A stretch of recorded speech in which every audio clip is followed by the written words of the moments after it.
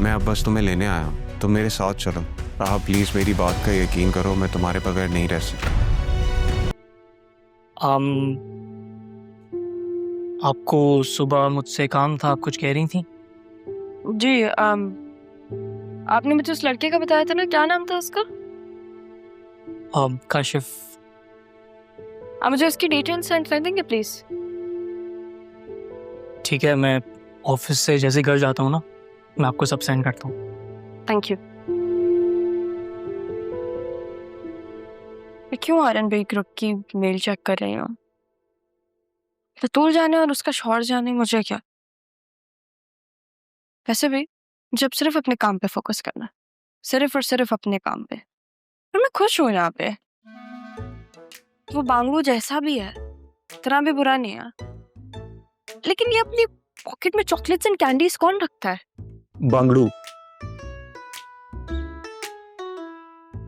बांगड़ू रखता है पॉकेट में। सर आप जी, मैं यहाँ क्या कर रहे हैं? एक्चुअली मैं तो यहीं पे हूँ, लेकिन आप यहाँ पे आई हैं मिस एफ। Sorry sir.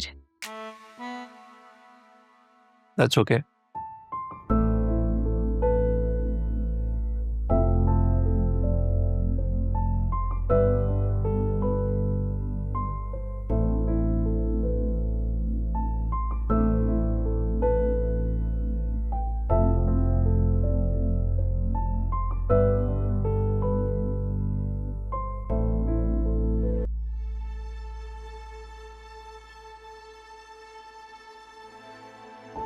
अंदर आ सकता हूँ बेटा? जी बिल्कुल। लो बेटा, गरम गरम चाय। तो ये क्या है, मैं खुद बना लेती। अरे जब बचपन में प्यार देना चाहिए था तब तो दे नहीं पाया। अब अगर मौका मिल रहा है तो क्या कोई अर्ज है? हाँ, पर ये तो मेरी उम्र है ना अपने बाप की खिदमत करने की। इस उम्र में तो लड़कियां करती हैं। सैफ साहब ने वाकई तुम्हें बहुत अच्छी तरबियत दी है। मेरे जैसे बाप के लिए बड़ी नसीहत है ये। आप बैठे। हाँ,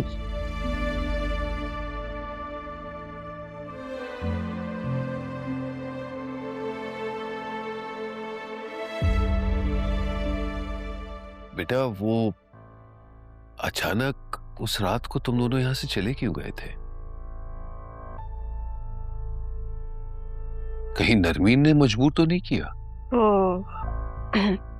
मैंने आपकी बातें सुन ली थी निकाह वाले दिन, तो मैं नहीं चाहती थी कि मैं मान के घर जाऊं। और वैसे भी हम लोग यहाँ पे थोड़े टाइम के लिए आए थे, हमारा इरादा नहीं था कि हम रुकें। थोड़ी देर के लिए? ये तुम्हारे बाप का घर है बेटा। हाँ, पर अम्मी नहीं चाहते थे। उनको लग रहा था अगर हम यहाँ रुकेंगे तो आपके और उनके बीच बहुत लड़ाइयाँ होंगी। नहीं चाहती थी कि आपका घर टूटे। हाँ, वो तो सच में हीरा थे। बस मैंने ही उसकी कदर नहीं की।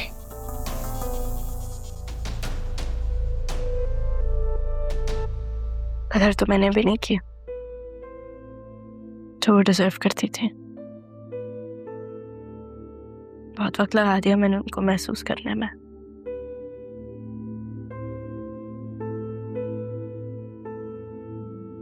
बेटा इन सारी गलतियों का अजाला मैं कर दूंगा। अब नरमीन या सिद्रा दोनों को एक लफ्ज भी तुम्हारे खिलाफ नहीं कहने दूंगा। नहीं अपू प्लीज, इस घर को घर रहने दें, मैदान जंग ना बनाए। आप कुछ कहेंगे फिर वो भी कुछ कहेंगे, लड़ाई होगी, मैं ये नहीं चाहती। मैं अपनी जंग खुद लड़ लूंगी, आपको बीच में कुछ कहने की जरूरत नहीं है।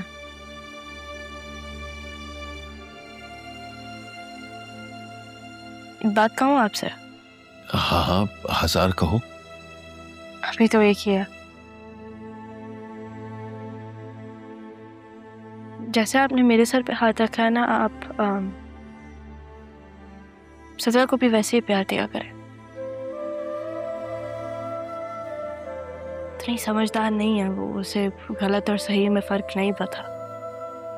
लोगों की बातों में आ जाती है, और को भी ये बात पता है बाहर वाले लोग तो मौका ढूंढते हैं।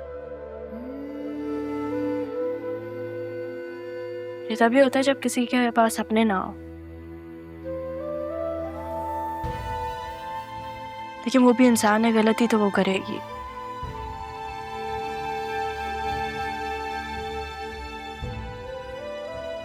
आप उसे माफ कर दिया करें, प्यार से समझाया करें।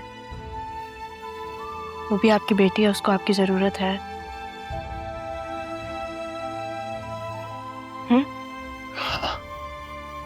चले चाय पिया।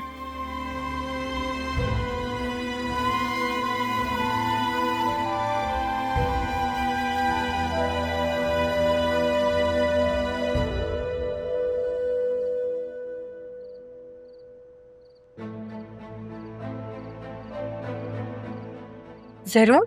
और ये इस लड़की के साथ क्या कर रहे हैं? Stop the car.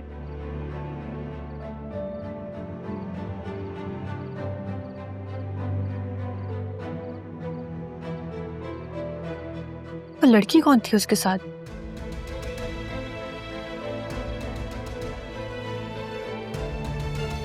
चले हम।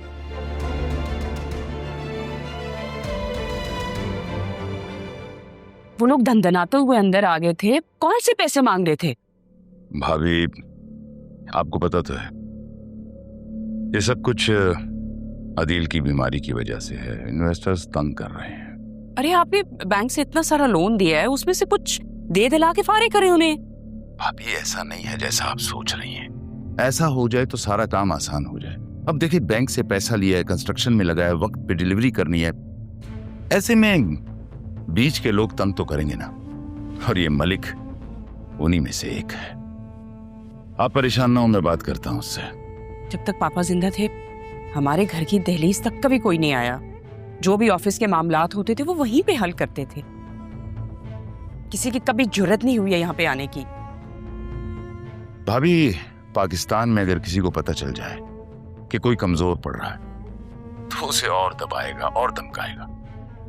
एनीवे, आप परेशान ना हो। मैं इस वक्त एक क्लाइंट के साथ हूं, बाद में बात करता हूं।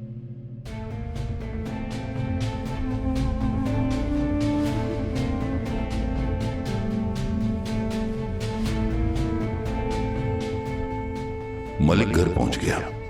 अब हमें इस मुल्क से बाहर जल्दी निकलना होगा। मैं जरियम से बात करता हूं। इस आसिया की वजह से मेरा तारा से बदला लेना रह गया। चलो कोई बात नहीं, आसिया बेगम, इस बात का बदला अब मैं तुमसे लूंगा। भुगतने के लिए तैयार रहो। अब